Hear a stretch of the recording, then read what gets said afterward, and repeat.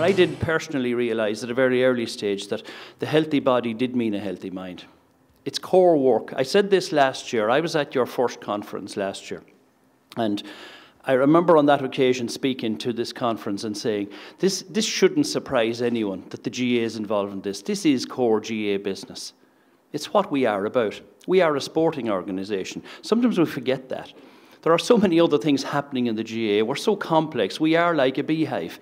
There are so many strands, so many important things that we do. But at the end of it all, we are a sporting body. We are about bringing young men, young women, from a very tender age to those of us who are of a certain advanced age, and about looking after them. And in all of that, it is about being healthy, it is about being well. As a guy who's been travelling up and down, playing Gaelic football for too many years, up and down from Dublin to Kerry, you go back and you meet friends, you meet families, and you meet people in your community. And it's the network that builds and the strength that brings, which helps the GAA community in a significant way, not just in Ireland, but across the world. If you look for anyone during the summer on a Tuesday or Thursday evening, you don't go to their home, you go down to the hurling field. That's where you find most people. But it's a place where everybody meets. It serves a great purpose from the overall well-being of our community, because without the GAA we would have no place to go. I think the GAA, by its nature, is a community organisation, so it does huge amounts of good work without ever attaching the term health and well-being to it. So, you know, there's huge commendation, I suppose, to everybody for that. I think in a community you've just got such a sense of place. You've got your family and your friends are invested in that same region, and, you know, that's an incredible power.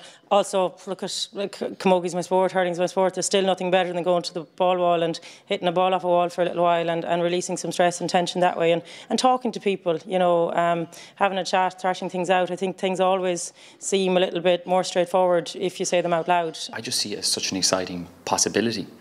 You know, I receive a lot of calls from young boys, young men, say, who are inter-county players, saying, how do I help, how do I give back? And in the moment in Soar, we're creating a boys programme and a girls programme specifically for that. The sport will only reach so many people, but what clubs have the potential to be is kind of a community within a community. Then it becomes a real hub for sustaining the health of a community, not just the sporting health of a community. I was diagnosed with testicular cancer, and from that I went to the doctors, had the tumour removed, and realised that it had gone secondary to both my lungs.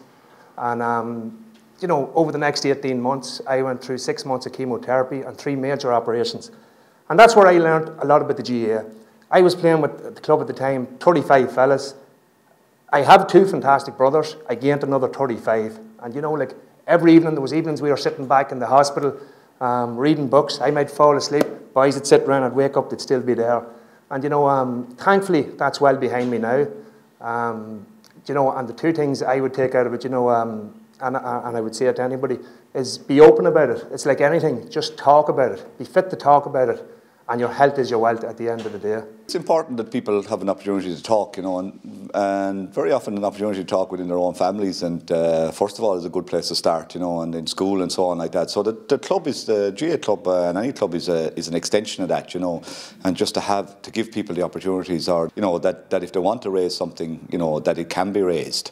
And so I think it's having that openness, I think, is the key word. But I go back to the function of a manager, in a sense, particularly at the underage level, and maybe at senior level also, is, you know, once you realise that, you know, people are doing this for enjoyment, I think that's the main thing. When we're young, we're invincible. You know, no one cares about heart disease or cancer, because they just seem like those diseases are so far in the future, and a young person is never going to get them. Whereas a young person does care. If you tell them, if you eat more of this and less of this, your performance is going to be improved. That's what these young people want to know. They want to know to eat some anti-inflammatory foods, they're going to recover better. If they eat a chicken breast after training with some, you know, sweet potatoes, they're going to recover better, and so their next exercise session is going to be at a higher intensity, so they're going to get more out of their sessions. So that's their buy-in. That's what they care about. And obviously then, if they're going home to their parents and they have younger or older siblings, then that is going to perpetuate throughout the family life.